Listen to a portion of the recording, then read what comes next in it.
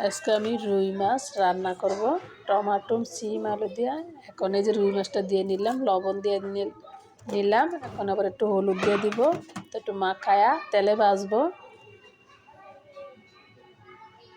এই যে হলুদ দিয়ে দিলাম, এখন আমি একটু মাখায় নিলাম। মাখায়া তারপরে আমি তেলে ভাজবো।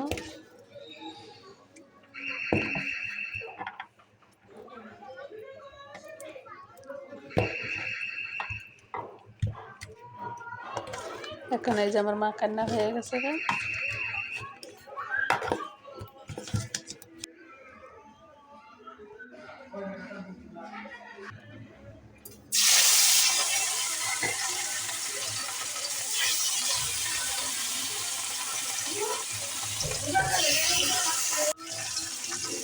নিয়েছি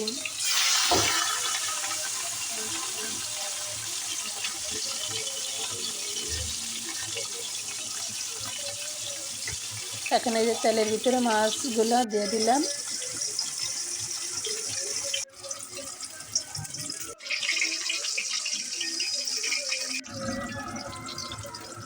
এখন এগুলো আমি আগে মাছটা ভেজে নিব, তারপরে আমি হিরাগুলো দিব রুই মাছে।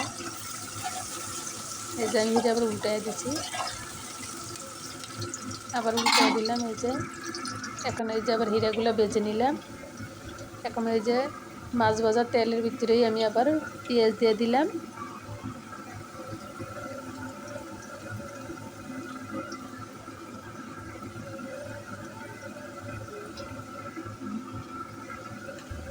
এই যে পেঁয়াজ একটু লাল হয়ে আইছে, এখন হলুদ দিয়ে দিলাম, 2 চামচ হলুদ দিয়ে দিলাম। মরিচের পাখি দিয়ে দিলাম 2 চামচ। লবণ দিয়ে দিলাম 2 চামচ, লবণ দিয়ে দিলাম। এখন মশলাটা কষায় নিব। এখন একটু পানি দিয়ে দিলাম হালকা। তো এই যে উপরে আমার দেখছেন তেলটা বাইরে এসে গেছে। এখন দিয়ে দিব তরকারিগুলা। এই যে সিম আলু টমেটো দিয়ে বাতিছি, এগুলো দিয়ে এখন আমি রুই মাছটা রান্না করব। শীতকালের দিনে এরকম শাকসবজি দিয়ে যদি মাছ রান্না করে অনেক ভালো লাগে। জানি না কতজনের কটা পছন্দ করে যে শাকসবজি, আমার কাছে কিন্তু অনেক ভালো লাগে শীতকালের দিন শাকসবজি খেতে। টাটকা টাটকা শাকসবজি পাওয়া যায়। এখন আমি একটু কষায় নিব, ঢাকনা দিয়ে ঢেকে দিব। এই যে ঢাকনা দিয়ে ঢেকে দিলাম। এখন আবার ঢাকনাটা উঠায় আবার একটু লাড়া দিলব।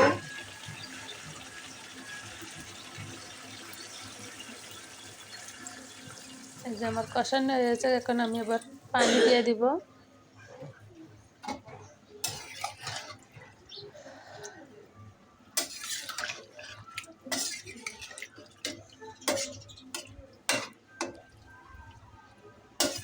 এখন এই যে একটু পানি দিয়ে দিলাম, আবার একটু লাড়া দিয়া তার উপরে মাছগুলা দিয়ে দিব।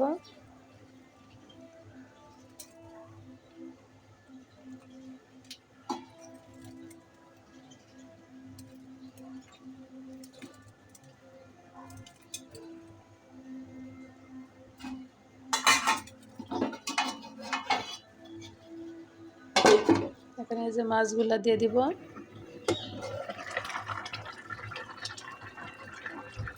এই রুই মাছের মুড়ির ঘন্ট কিন্তু অনেক ভালো লাগে মুগের ডাল দিয়ে। আপনারাও রান্না করবেন। এখন আবার ঢাকনা দিয়ে ঢেকে দিলাম। এখন এই যে ঢাকনাটা উঠায়া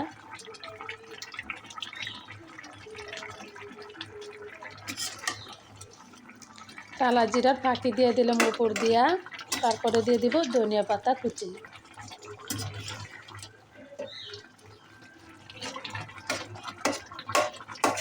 এখন আবার একটু লাড়া দিয়ে ঢাকনা দিয়ে আবার একটু ঢেকে দিব।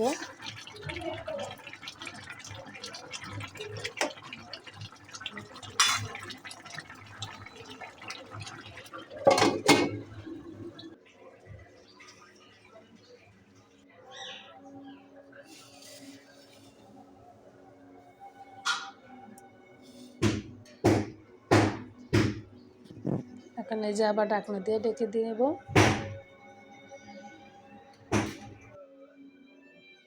এখানে আবার ঢাকনাটা উঠে নিলাম। আমার তরকারি রান্না হয়ে গেছে, ঝটপট রুই মাছ রান্না। দেখছেন, মাশাআল্লাহ অনেক ভালো লাগে। প্লিজ আপুরা রেসিপি ভিডিওগুলা যদি কোনো অংশ